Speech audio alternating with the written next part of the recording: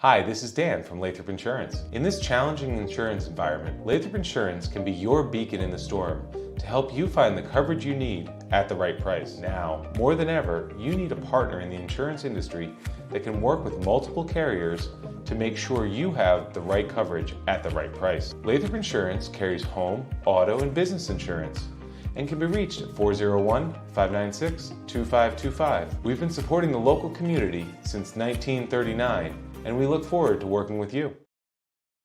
Good morning, everybody, and welcome back to Mental Health Mondays. My name is Ben, and I'm very excited because today, once again, we are joined by two wonderful women, town councilor and person spearheading the Westerly Mental Health. I can't. What is the name of the building? I can't. Mental Health Resource Center. The Mental Health Resource Center. Thank you so much. And of course, Cheryl Speranza, and Cheryl LMHC, which I don't know what that stands for at the moment, but I know that it is your clarifications and your. Are you? Would you say that you're a therapist, a psychologist, a psychiatrist? What is your affiliation? So I'm a psychotherapist. Psychotherapist. Yep, I'm a licensed mental health counselor. Okay. I diagnose. I don't prescribe. Yep, that's what I do. Awesome. Well, you guys have had a really busy month with a ton of great events and things happening, and there's a bunch of stuff coming up. So I'm going to hand it over to the two of you right now, and I'll be back in periodically, but I'm excited to hear what you guys have to talk about today on Mental Health Monday. Thank you. Well, first, we're going to just kind of mention a recap that we had a Narcan event last Monday at the United Theater. They were we were scheduled a few weeks back, but because of a snowstorm, we had to have it rescheduled, and the United was able to kind of fit us in as soon as possible. So it was last Monday night at 5:30. It was a full house. Dr. Anita Jacobson was there to do the demonstration and talk to people. And, Narcan was available for anybody to take back with them if they wanted. It was just to explain how to help somebody in a crisis situation. And if they were having a crisis and it had nothing to do with an overdose, giving that person Narcan because you thought they were having an overdose wouldn't hurt them. There should be some information up possibly on the chamber website for that day. I haven't been able to take a look yet. But if anybody wants to ask for Narcan, we can get you a supply. We had probably about a dozen businesses after that that had asked to have some supplies put on hand because, unfortunately, overdosing can happen anywhere, anytime, any place. And so to have it just kind of like having a COVID test, it's not going to hurt anything. But it all came about because of the incident we had in December, and we just want to save lives, and we did save lives that day. So that's what we're trying to work on and help. So I want to thank Anita Jacobson. I want to thank all the people that came out to support. I want to thank the Chamber for helping get this spearheaded with Ed Marone. Another council member came that night for support. I want to thank him. I just want to thank the community for embracing it. It's not a subject that's easy to talk about, and it certainly has kind of gotten a lot of pushback on social media. But I'm still going to keep pushing forward, and I'm going to still keep doing what's right to help the community because it's about choice. You don't have to learn about it. You don't have to do anything. We're not forcing anything down anybody's throat, but we just want to educate and we just want to help save lives in any way, shape, or form. So that's the start of this. Yeah. It was very nice of the United Theater to accommodate you after the storm. Oh, yeah. Unfortunately, I couldn't be there. Well, you had a better thing to do. I was away. I was with my family for February vacation. It was very nice to get away. But when I came back, I spoke to someone who attended your event. Okay. And he talked to me for about 20 minutes about Narcan. because I said, I haven't talked to Mary yet. You know, how was it? And he said, oh, it was very well done. A lot of people showed up, and he was, you know, he took in everything that was taught to him. I am a little embarrassed because I didn't realize that Narcan is administered through the nose. Right. It's like a nasal spray. Okay. So yes, I should know that. I didn't know that. And that's one of the reasons. That's because many, many years ago, it used to be a needle that you would just jab into a vein, sort of like an EpiPen. Yes. I thought it was going to be an EpiPen situation. Right. That's how it used to be. And then they Yeah. changed it. So, Yeah. and that's probably, I hate to say, why it takes maybe longer and many more doses, because it's not going directly in the bloodstream as fast as it would have in the olden days, but it is now going through the nose. So I think that's why maybe it takes more, because it's not getting right into that vein right away. It's got to travel a little bit. Yeah. My opinion. I'm Okay. not a Maybe. doctor. And I also, so learning that it goes through the nose.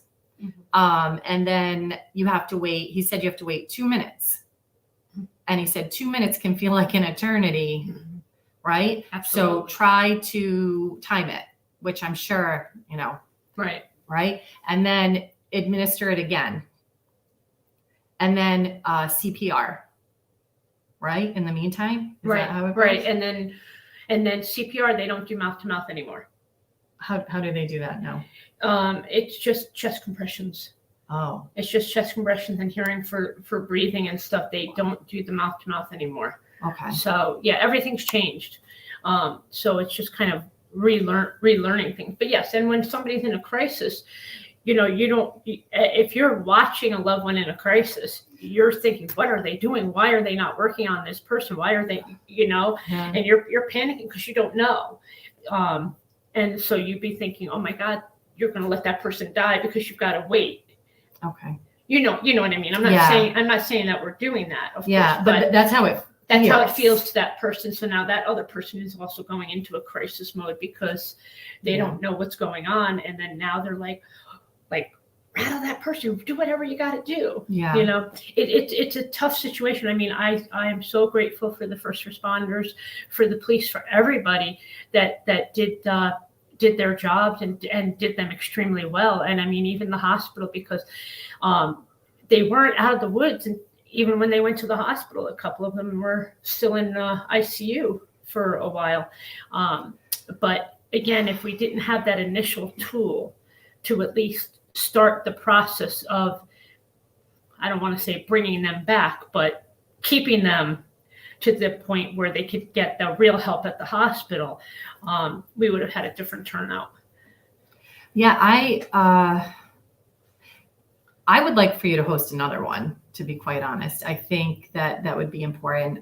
I would also like to offer this to maybe, you know, high school aged people with the consent of their parents, right? If it's something they're interested in, because I need to learn, and now I get it. Now I know, but I didn't know. I thought it was. Have you ever seen Pulp Fiction? Oh yeah. Okay, so I thought it was. I thought it was going to be like that. I thought it was going to be. So that's why I was like really petrified of like, what do you do, right? Right. But it's a lot easier now. They've made it easier. Mhm. Just nasal spray. Right. Okay. And it's not, it's going to be very traumatic either way, but Right. You know. Yeah. And one box of the Narcan has 2 applications in it. So, Okay. you know, All right. So it comes in a box. it comes in a box. It's discreet. I keep one in my glove box in my car. Okay. We have them at the mental health facility. You know, if you're interested and you want it, we could get it for you. We can get you training, whatever you want. It's available out there. Okay. You know, If someone would like a box, I would like a box. okay. I'd like to keep it here. I should have it in my glove compartment. I get you whatever you need. Okay. The chamber may have some as well, Okay. but I'll find out and we'll get you, whatever you need. Okay. Don't worry about that. They have like an expiration date, sort of like the COVID thing. Okay. But we've been told that, almost kind of like the COVID, you don't really have to worry about the expiration so much. But if you are, and you've never used it and you want to get a refresh, that's fine too. We don't care. Okay. It's nothing wrong with that. So I'm kind of looking around because Ben said that I can see the live viewer comments. All right. Right. So hold on one second. I'm going to try to connect. There are no comments, Cheryl, at the moment. Oh, you're there. Okay. But if, All right. so if someone does comment, it'll be right there and you can see it. Okay. But It said an error occurred. okay. That's okay. But I have the Facebook chat on because Oh, perfect. if anyone has any questions, please just feel free to ask anything, really. Mhm. And maybe, you had an experience with overdosing. Someone did, you had to save them. You didn't know what to do. Maybe you've had this happen to your friends or family or someone. And, if you want to talk about it, let's talk about it. We're here. So, Yeah. There's no judgment here at all. None. Oh, no. We just, I don't want to normalize it for sure, but it is something that's happening. So we have to talk about it, right? We have to know what we're doing. Okay. So let's see, what's next? Well, I'm part of a group of other people who want to help around with mental health and just all health in general. And some of our QR code signs that you'll see around town, some may say Charahoe Youth Services, and some may say Wellbeing Collaborative. Wellbeing Collaborative used to be known as Charahoe Youth Services. So it's not that we had to change the QR code sign. They still work. But the reason they changed their name more was because they started getting more involved here with us and with Westerly to help and let people know more about mental health and services that are around to help people for whatever they need. So we had a meeting recently, and what Wellbeing Collaborative is looking to do, and I'm going to read it, is on in April, between April 5th and April 7th, they're putting on a community scavenger hunt fundraiser. It's to register, and more information will be later, available later. We'll have more information to share later, and we'll also put it on our Facebook page. It says to register online, $20, and you receive an event code. You download an Eventsi app on your mobile device that you plan on using for the scavenger hunt. You can start earning points as early as Friday, April 5th at noon for completing challenges. The challenges are anytime between that Friday at noon to Sunday, April 7th at 1 p.m. Challenges will include trivia, uploading photos, and visiting locations in Charlestown, Hopkinton, Richmond, and Westerly. Come in for an after party and a swag and a prize ceremony. So on Sunday, April 7th from 12 to 2 at the United Theater, prizes will be awarded for the top 3 highest point earners, with $500 for the first prize, $250 for the second, and $100 for the third. You'll be able to click on a QR code and it'll give you information. And the reason for this is to kind of get you out into the communities here in South County to learn who's out there to provide services and what kind of services they have. And I think it's a great idea for people, especially if they, get them out in the community, nice weather, get to know what's around, what's available. But also, and you can win money. Oh yeah, you could win money. I mean, I think it's going to be a great thing. For looking around. After party too. Yeah. I think to know who's out there who can help when, again, our name is Resource Center, so we're trying to always pull in people who can help here, who can help there, whatever we could do to get people the help that they need. And I think it's just a great way for all of us to work together. It's that it takes a village saying. It does take a village. Yeah. And, so there's two sides to this. So there might be people watching that say, if I'm struggling with my mental health, the last thing I want to do is do a scavenger hunt, right? I just want to call the resource center and they can give me resources. So that's fine. You can do that. But on the other hand, we're also trying to promote the coming together of the community. All right. Because if you have a healthy community, you're going to have healthier people within the community. They're going to feel more supported. They're going to feel part of things. And, it's been, again, I brought up the pandemic last time, but it really, I think there was a big division that happened among a lot of people in the community and all over the country, right? So for the sake of Westerly, this town that I love very much,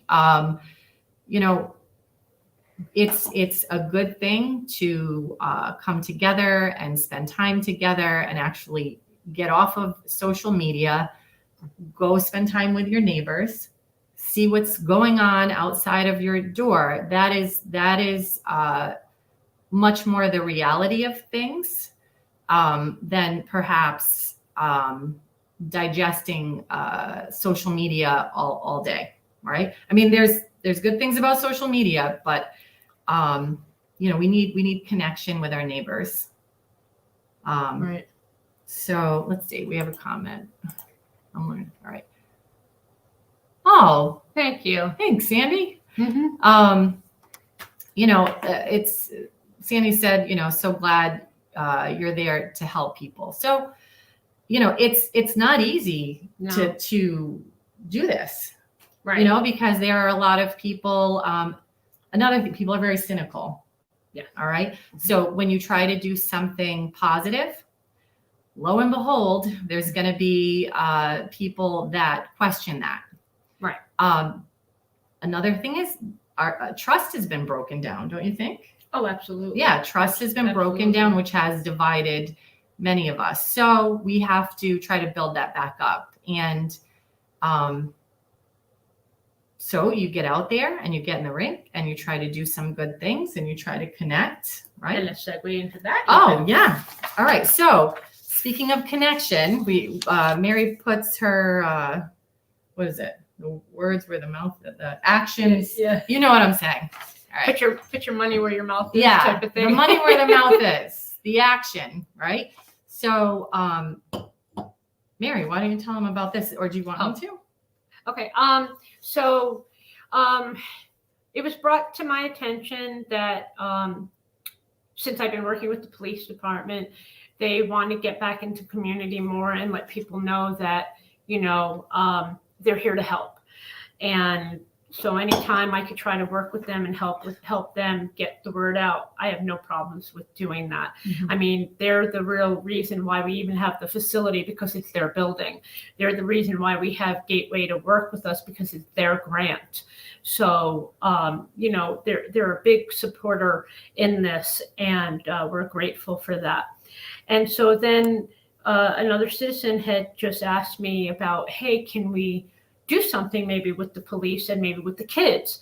They were thinking along more of lines of a football game, but when I brought that in, brought that to the police, they didn't want that as Too aggressive, like too probably contact-y. maybe. Yeah, maybe. So they decided a basketball game.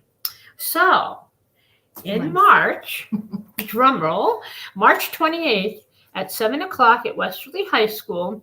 Right now, it's going to be the Stonington Police against the Westerly High School players. There will be a small $5 charge for admission, which that money is going to be donated to a local charity. Right now, it's going to be the police against the seniors, and we're looking to still do the Westerly police with the Westerly senior class still, too. That's still in the works, but right now we've got Stonington on board. They're going to do it.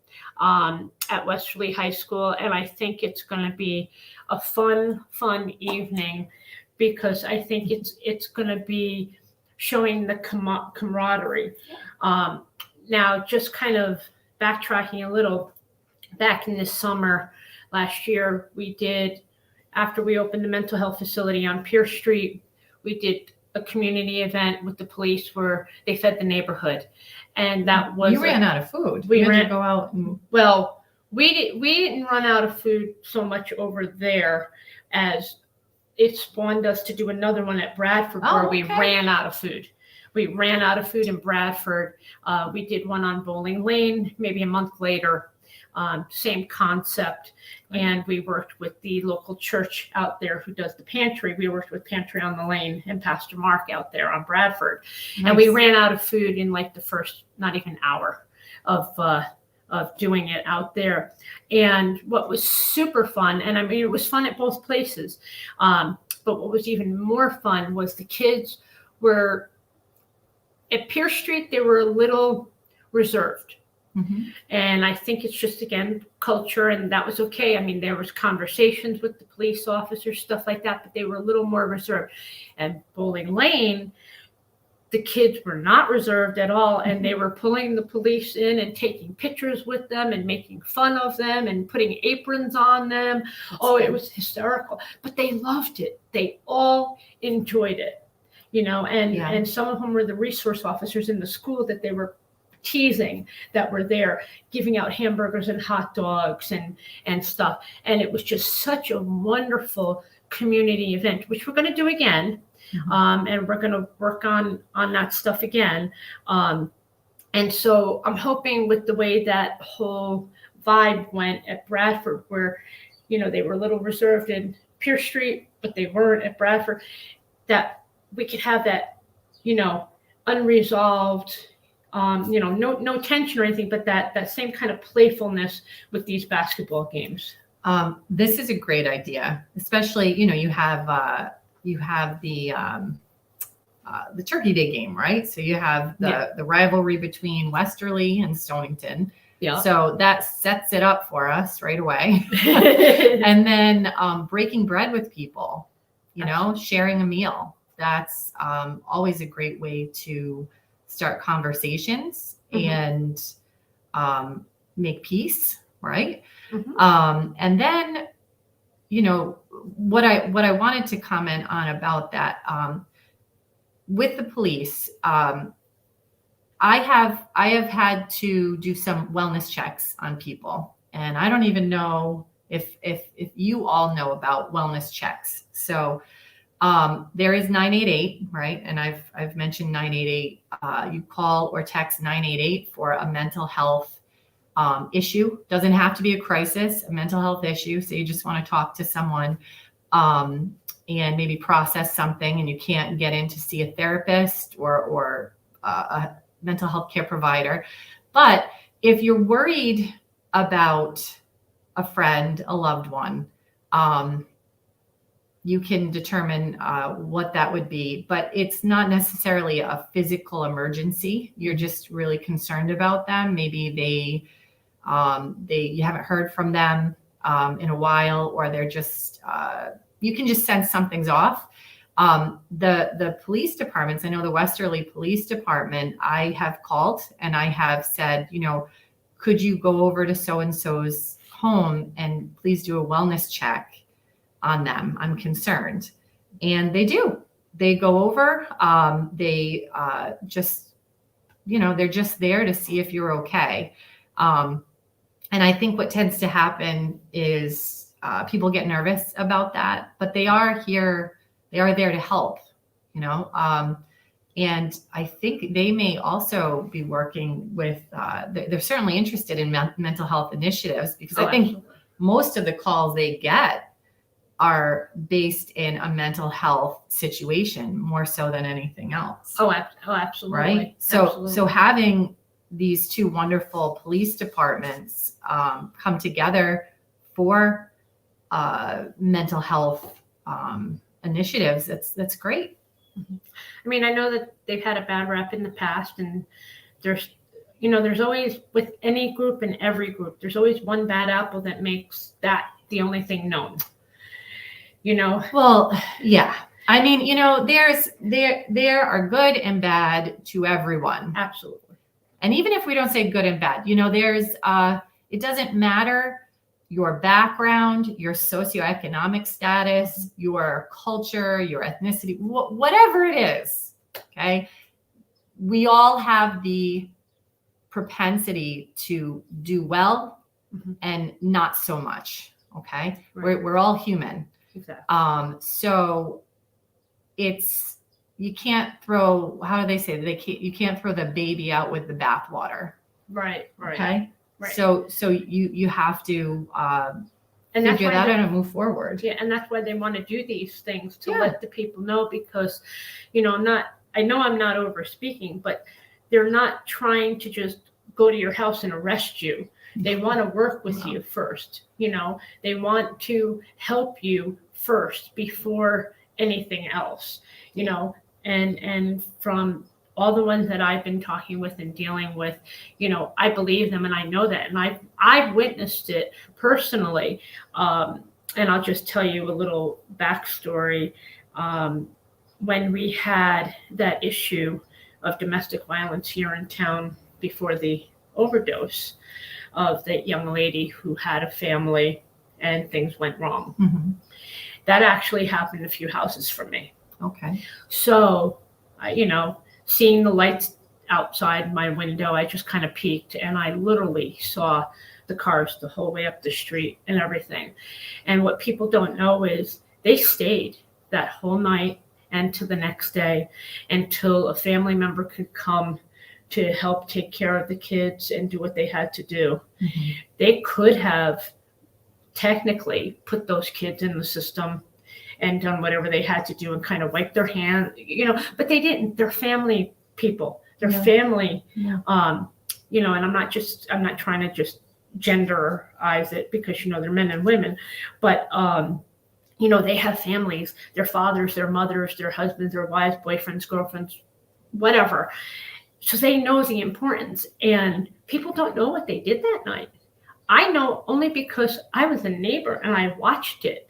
I saw it the whole time. Well, yeah. And we're kind of going rogue here. We don't really, we plan a few things, right? But we're still new. But I think what you're saying is, which I completely agree with, healthcare workers, our police department, our emergency services people, you got to give them a little bit of a break. And I'll tell you why. They go into a vocation where they are dealing with a lot of things that people don't want to look at. Okay. They are dealing, and you know what? They don't even want you to know what it is. They want the public, I'm sure, to be comfortable and feel safe. But there's so much that they witness and that they go through that they can't quite, it's got to put a little bit of armor on them, right? So if you're dealing with someone who is in any of these fields and say perhaps, they don't seem as compassionate as you think that they should feel, believe me, they are compassionate, or else they would not be doing what they're doing. But every single day, what they signed up for, you have to be able to armor yourself a bit and tolerate the things that the general public can't tolerate. They do it for us. What a great way to describe that. Yeah. Those jobs, honestly. What a great, look at firemen. They risk their lives every day going into a burning building. Yeah. They get the alarm, right? And I'm sure they're home with their families, many of them, and they leave to go save another family and risk their own lives. Right. So, I get that there are things that have happened. There are things that have happened with every single profession you can think of, and I guarantee it. Okay. But look for the good, try to focus on that. If there's something going on that isn't good, then, try to take care of it, but don't just look at that. You have to look at everything, context, exists in the bigger picture. Yeah. Let's Right? not harp on the negative, even No. like with social media when they get to you, which they got to me this week, you know. Yeah, that's great. And Yeah. and this is a great way to get back into the community, kind of give back and have those conversations like you said and have some fun at it. Have some fun. Yeah. And you never know. I mean, there could be kids that would be maybe wanting a career in some type of public outreach. Mhm. And now maybe they could talk to somebody now. They could kind of, buddy up, whatever. Who knows? Yeah, and I think that's the part I would want my my children to trust the people in the community who are going to that they're going to grow up with. I'd rather them build relationships with people here than online, right? In chat rooms with people that they don't know. So it's a good thing. Oh, It's a good thing. absolutely. Absolutely. So for in any case, for all of these things, I think it's something that all of us can come together on. We want to keep our children and our families safe, right? Absolutely. And we want to be part of this community. We want to all feel like we're part of things here. So in any case, let's pick you want to pick a mental health topic? Sure. Okay, why not? Yeah, right? why not? Unless if someone wants to, send something in, an idea that something you'd like us to speak on, we can do that. Well, in the meantime, we have more people at the mental health facility Okay. now. You have a schedule now. Yeah, we have a schedule now. We've got people there Monday through Friday from 5 to 8 every night, which is Gateway. And then we've got some volunteers right now during the week on Monday, Wednesdays, and Fridays from 2 to 4. And also on Mondays right now, 10 to 12. So that's still huge. And again, the facility is used on Saturdays from 10 to 11:30 for NA meetings. And you don't have to live in the North End to come to a North End meeting, which is the last Tuesday of every month from 6 to 7. If you have any concerns around town, anything you want to talk about, anything, you can come there. It's very open to anybody. So, it's 68 Pierce Street. It's available. People could come. There's QR codes in the window too. If you have a question or you need help at the moment and we're not there, you can click on the QR code or you can call 988. But resources are there. And now there's more resources coming around town too. The library's got a resource coordinator on Tuesdays, and they just hired a person to do mental health on Thursdays at the library. Oh, yeah, I did hear about that. All right, so someone can, I think I recall seeing something maybe online where if you just want to talk, she's there. Yeah. That's great. She's a retired therapist. Yes. And volunteering Yeah, over very there. nice. So, I mean, again, it's great because, again, this is all about it's all about helping. Everybody has great intentions, and that's what it's about. Just helping. Yeah, and if anyone out there wants to get involved, I mean, this is all it's evolving right now. Absolutely. So this is a great time to jump in if you're interested. Say you, I don't know, I've spoken to a handful of people who are middle-aged or a little older, and they've had a very fruitful career. And it could be generally, I've talked to a few people who've had careers in the sciences and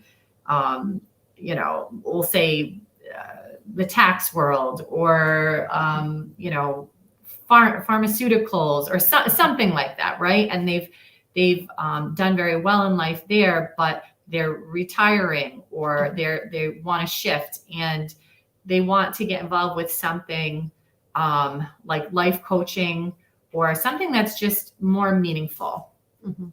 right? And they're at a place in their lives where they can do that. I am considering starting a group where, you know, I have to vet everyone to make sure that, you know, you're safe to be around people that we're supporting, right? And there are caveats there. So, you know, whatever, we'll discuss it. But I want to be able, I think it's for some people, it's time to give back, and it's time to give back from your heart. So there are developmental stages that we go through. And one of them is we get to a place where we have a lot of wisdom and we kind of don't know where to put it. And this is a great opportunity where you support other people in their journey, and you share what you've gone through, and you give them the tools and the skills. And, you know, just being a mentor is a wonderful thing. So if you're interested in that, also, you know, you can contact Mary, and she'll get the message over to me. Yeah, no, and thank you to you for wanting to mentor and work with people too, because through you we're also getting some of these volunteers, and it's wonderful. And you're also going to help now the next generation who's coming up, who want to do this as a career choice. Thank you. Yeah, I love it. You know, I love mentoring. And I think if you would like a certain group around you, you have to, sometimes it doesn't exist, and you have to go find it. Right. So, let me know your ideas on that. If you have anything to contribute, and we're here to support you. Yeah. So did you want to maybe kind of talk about like social media and how with mental health, with social media, with like how COVID caused? And yeah, we can talk about social media. So that's a good mental health topic, actually. So social media, as we all know, we're kind of I think we're all addicted to it to a degree. All right. I mean, Mary has her phone, I have my phone, we have the computer. So It serves a purpose. And there's a lot of information out there, which is good. It's good. I mean, I remember, gosh, Encyclopedia Britannica. Remember that? Encyclopedia Britannica. Like they were heavy. They were big. That's how you researched, right? So now we have more information than we could possibly ever use or need. But the downside of that, it brings people together, but the downside of that is we're not, it can cause a lot of division. It can cause a lot of mental health issues. I see a lot of, especially the younger clients that I have, they can have very distorted ways of thinking, distorted views of themselves. Well, I'm going to jump in for a second. It's also the way you read the words. The words can be meant by the person who's writing it in one way, and you read it and take it a totally different way. And that's the harmful part of social media, where you're not having that interaction that, you know, I could say, Cheryl, you look pretty today, and you could take it as, you're being sarcastic. Right. What do you mean? Why did you say that today? Yeah, no. Why today and not every? Right. Where I'm trying to give you a compliment, but yes, it's interpretation. That's a real big problem with social media. It is interpretation. And it also, you know, it's not necessarily the entire reality of things, right? So it's the same thing with Facebook. My kids think I'm old because I'm on Facebook mostly. I'm Facebook. Trying. I do Instagram a little. And then I'm trying Snapchat just so I can stay. But I am taking pictures and sending them to people that I don't know. But so I'm trying to stay with the times, you know, with my family. But it's everything is fast, instant gratification. There's a lot of dopamine seeking. So we don't realize that all of what is being fed to us is actually spiking our neurotransmitters, specifically dopamine. And that can be through watching, that can be through the likes that we get. It can be through certain things that we're seeing that are very provocative. It can be watching people argue on social media and getting really keyed up yourself and not knowing why that's happening. It can be to a person's detriment to spend too much time on social media, right? So, again, the teenagers, I worry about children a lot, because if the adults some adults can't handle social media and don't understand what's happening to them while they're on this, where do our children stand, right? It's very easy to get roped into things. Children's brains are not developed enough. I believe, between 26 and 28 is when things are kind of done. Your frontal lobe, where you get consequences of things, right? That's why young people are a little bit more risky. Their brain is literally not developed yet to understand the consequences of their actions and for the future, right? So spending time away from your friends face to face, away from your family, away from your community, and spending more and more time on social media is not healthy. So that being said, it's still nice out today. So go out and take a walk, right? Go talk to someone in person. What do you think, Mary?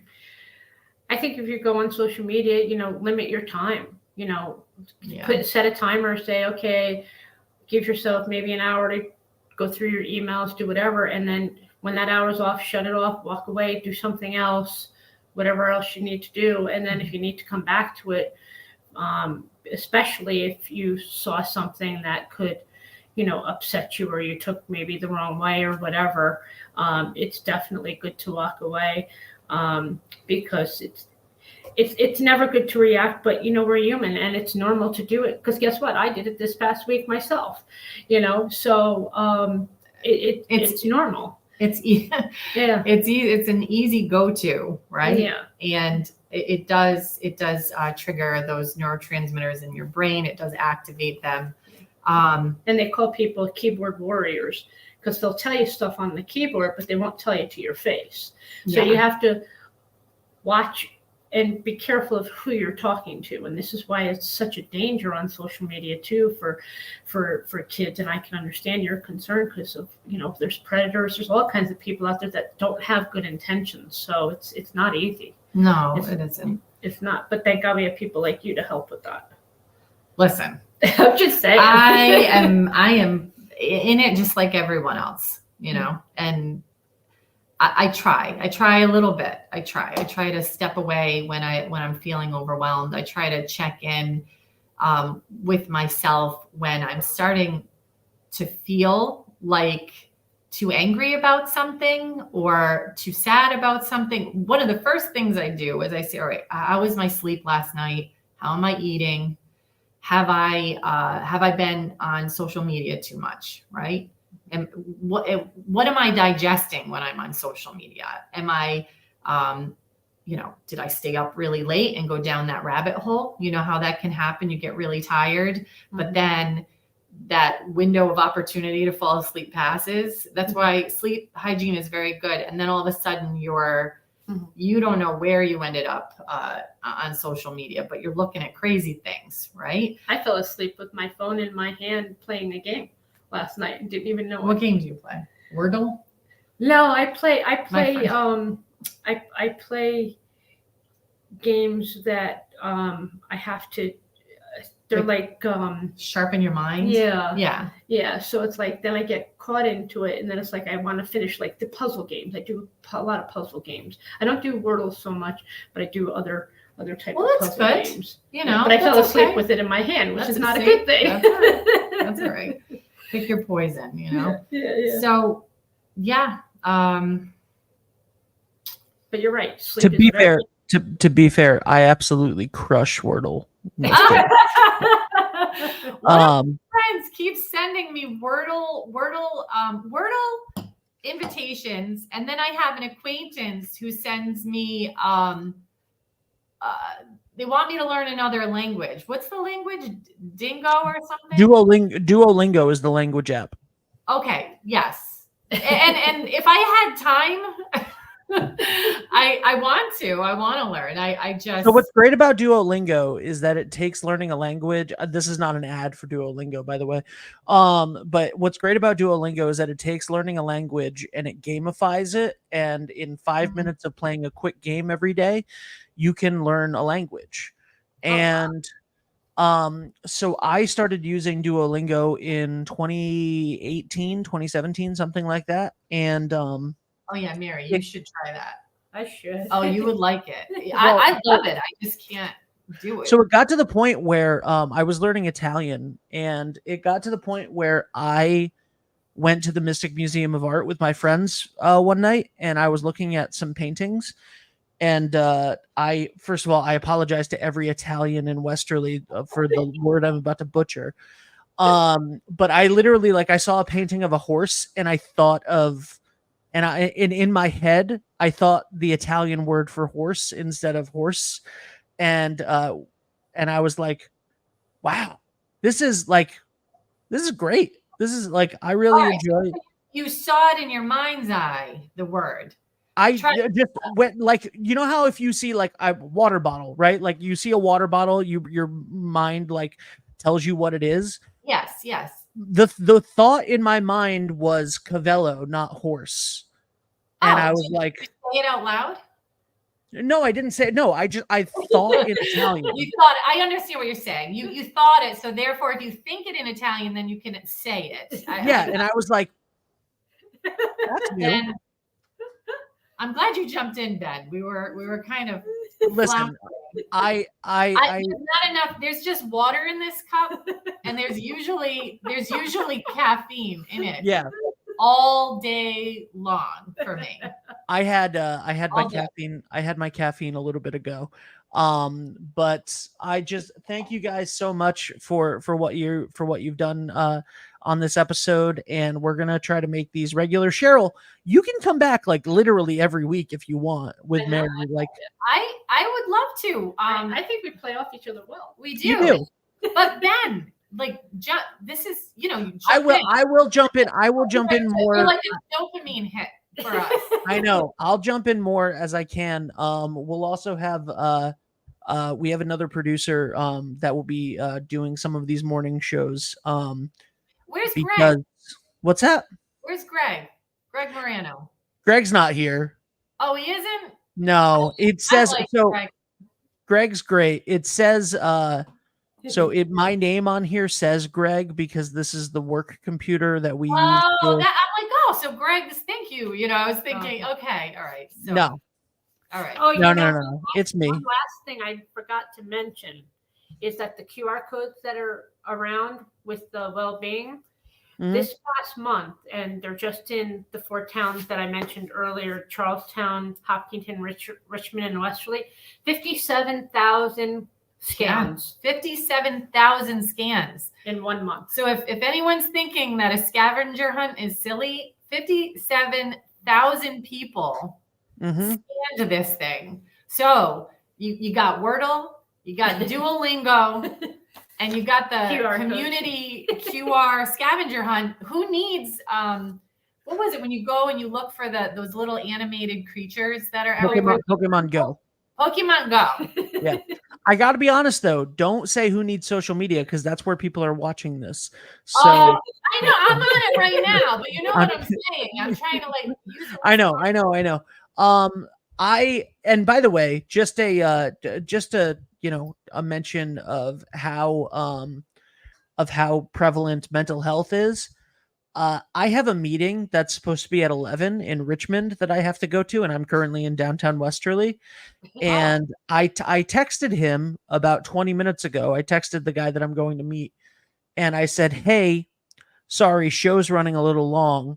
I'll be there at like 11:30, Mental Health Mondays." And he said, "Ha ha ha, I'll be here till 3. Take your time, Netflix it up." And I went, "No, no, no, no, no, no, no. I'm doing a show called Mental Health Mondays." Yeah. And then I sent him a picture of the whole thing, and he was like, "Oh, like a work show." Ha ha ha. But I thought that it was funny that I literally have a business meeting to go to, and I'm like, "No, the show is running long." And he just thought that I was watching a TV show on Netflix and said Mental Health Mondays, and he was like, "Cool, I'll see you when I see you." Like, that's Ben, is this is a half hour Or an show hour. or an hour? I don't know, because this is however long you need it to be. don't However say long you that. need it to be. I told Mary to stop me if I'm going, No. If you guys talk for 20 minutes and like there's no, this isn't broadcast, this isn't anything. So like it's broadcasted, but this isn't like a broadcast news channel or like, we're not on like Fox or NBC or something. You guys don't have time marks that you Not need yet. to hit. Not yet. So yeah. So All right, I'm gonna do a little thing before we wrap up. I know you gotta go. hit me. Okay, so see these cards? Yep. All right. So I'm going to put this out here, and then Mary's going to pick one, and we're going to ask you a question. You're going to ask me a question? Yeah. Okay. Oh, no. Not that one. Not that one. That's for another episode. That's a longer episode. Oh, okay. Well, they're deep. They're kind of deep. It says That's fine. I got it. Go ahead. You Hit me. All Hit me. right. Something I grew up thinking was normal, but later found out wasn't. And you Okay. Something I grew up thinking was normal, but later found out wasn't. yeah. And you don't have to go deep, deep, deep. You can go kind of deep, however long you want this show to go on for. Something I grew up thinking was normal, but I found out later it wasn't.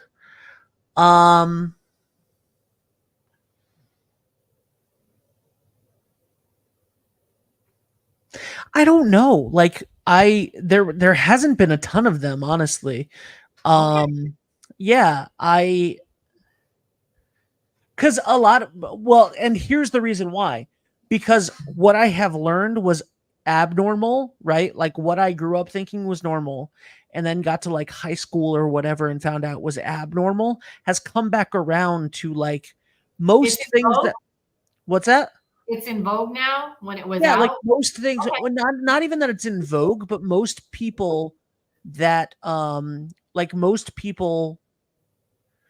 that you think like something's abnormal, there's a whole section of people that experienced that, no matter what it is, right? So That's like yeah. people think that you grow up thinking that something is normal, and then you walk into a group of people or an experience or whatever, and you find out that it was abnormal. And I'm not talking about like abuse or something, right? Like I'm talking about little things. Just general, yeah. You know, like I was the only person whose grandmother lived with us when I was growing up, right? And like, so I'm like, oh, I thought that was abnormal. No, it's incredibly normal for your grandparents to live with you, right? Yeah. It's incredibly normal for people to have mixed families and to have like both of my parents were together, but my grandmother also lived with us. She was retired. She moved in with us when I was 1 year old and like 1 year old and like lived with me for the rest of my life. That was something I thought was abnormal when I was a kid. Grew up to find out it's incredibly normal. In fact, in other cultures, it's the normal completely for everybody. Very So- healthy, very good, positive. It's a Thanks. positive. Yeah. Yeah. That's what I like, people struggle, like things that you grew up thinking were normal and then found out were abnormal. There's a lot of things where you can come around to it. Some things are not. And if they're things that were hurtful or whatever, then that's one thing. But, for me, I would say a lot of those things are more normal than you think. You just haven't found the people yet. That's true. That's true. And speaking of grandparents, my mother had me when she was very young. She was 17, and we lived with my grandparents. And my grandparents raised me. Yeah.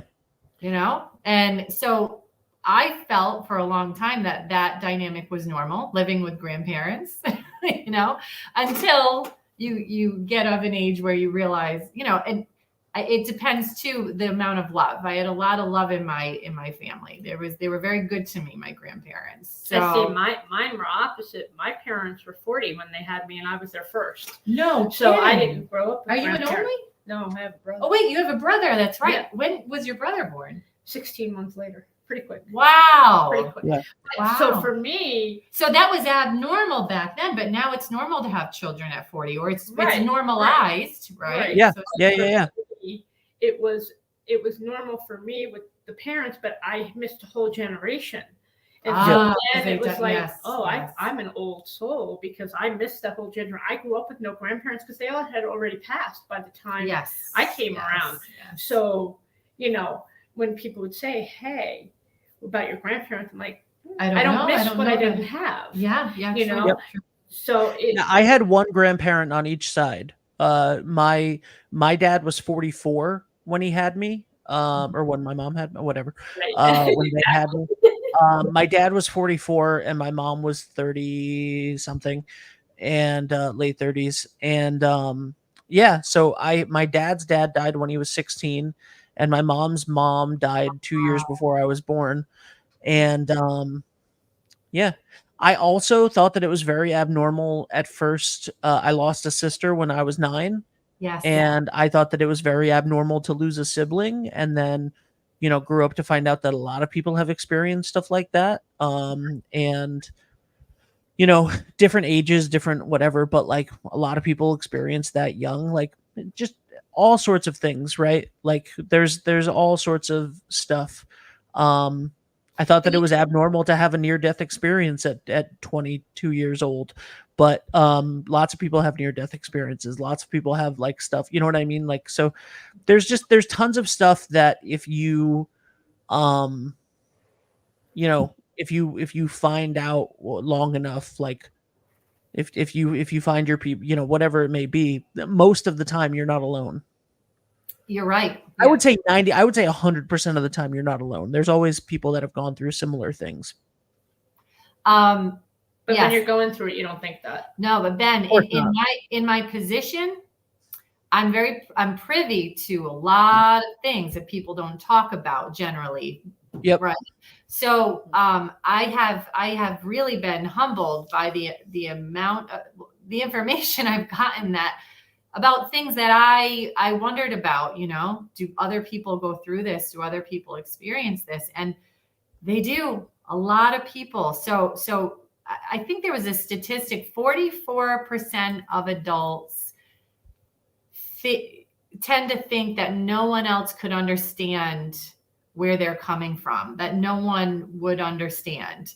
It's just, we don't talk about that, right? Because we're not gonna, but that's the thing. I like going deep. I love it. I love to know about people and kind of how you came to be, right? I think that's the exciting stuff. But so I want to do more of that. This is kind of, I love that. Can we do this more on the Oh show? yeah, for sure. We can start out with what's going on in the community, Absolutely. all the support. And then do some deep dives. I love it. I want to do deep dives, Ben. There's a I think this is what I think about this, and I'll say this to wrap it up, or at least wrap up my end of this. I think that individual experiences are almost universally normal. So like I think that any one thing that you've gone through, more than likely someone else has gone through something extremely similar, or many people have gone through something extremely similar. The difference is no one has gone through all of the things that you like. It's a deck of cards, right? When you take a deck of 52 playing cards and you shuffle them, the 52 cards to the 52nd power is a number that is so high that it is incalculable to us. Like, it is calculable. There are mathematicians and stuff out there, but no two deck of cards that have ever been shuffled have ever been the same. But everybody has an ace of spades. Everybody has a 4 of clubs. Everybody has a 3 of hearts. I love that. Oh, Ben, yeah, absolutely. I love the way you're explaining this. Yes. Yeah. I'm gonna use that. That's Anyway, He's got to go. We got to go. So Yeah. we'll do this again And next week. you know what? I'll tell you what that other card said later. okay. Well, I'm just gonna end this, and you can tell me right now. All right, guys. So thank you to our sponsors: Roof Right Roofing, Remy Cycle, Lathrop Insurance, The Thirsty Beaver, Bob Valenti's Family of Dealerships, Rios Barbershop, Ed French and Son Paving, Kiefer's Martial Arts, XC Media Online Ordering, Precision Fitness, Wireless Zone at 224 Post Road in Duns Corners, DNV Mechanical, and John Fazzaro from Coldwell Banker Coastal Homes. This has been Mental Health Monday. She's Cheryl Speranza. She's Mary Shalaba. Did I say that right? Absolutely. Shabla? All right, No, cool. Shalaba. You got it right. You got it Lava. right. All right, cool. And I'm Ben. We'll see you guys next time. Thank Bye, you. Bye for now. Bye. This month is Gavin's 1-year anniversary here at KMA. I think the biggest change that I've seen in him is his self-confidence. Really been a good thing to me. I got bullied all through like 2nd grade. Watching Gavin grow into, a self-sufficient, independent young man. And it's been a wonderful thing to see. It actually got me wanting to teach here. It's made me not get bullied this year. We're so lucky to have somebody like Sensei Mike and his team to be working with our kids.